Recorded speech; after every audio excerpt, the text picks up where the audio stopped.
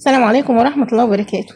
الأشكال المخيفة اللي انتوا شايفينها قدامكم دي بعض الأمهات بتسيب أولادها يتفرجوا عليها في أفلام الكرتون أو أفلام الأكشن، وهي مبسوطة ومرتاحة إن الولد لا بيزن ولا شاغلها ولا عامل مشاكل ولا بيكسر ولا بيتخانق مع إخواته.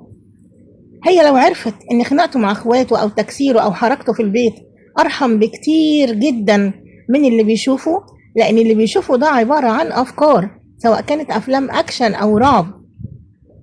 أفكار بتتزرع في دماغ الطفل وهو بيبرمجها في دماغه بطريقته هو، مش بطريقة المنطق ولا العقل ولا بطريقة الكبار.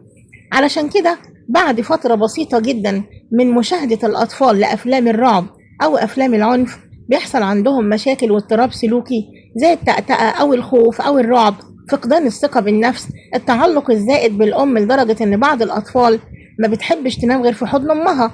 واللي ما تعرفوش الأمهات إن الطفل بيتجسد له المشهد كحقيقة، يعني الطفل اللي قدامنا ده الكرتون طلع من دماغه من الكمبيوتر بيلعب معاه على البنش أو على المكتب اللي هو قاعد عليه، ودي حقيقة.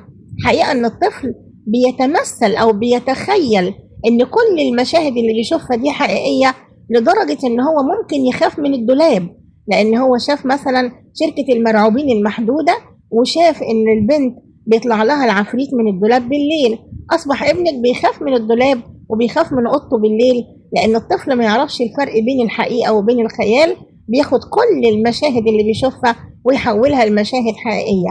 ومن هنا بقى بيطلع لنا مشاكل التبول الليلي، التوحد المكتسب. بعض الأمهات هتقول لي يعني إيه التوحد المكتسب؟ إن الطفل عايش في عالم وحيد بيبرمج دماغه بأفكاره هو بطريقته هو، مع أجهزة ما بتتكلمش معاه، ما بتنتقدوش، ما بتطلعش عيوبه، فهو مرتاح جدا ان الجهاز بيدوس عليه بكليك او بضغطة واحدة بيجيب له اللي هو عايزه. بدأ ينعزل عن المجتمع، بدأ يبقى طفل انطوائي، ومن هنا بدأنا قصة التوحد المكتسب اللي الأطفال بتعاني منه.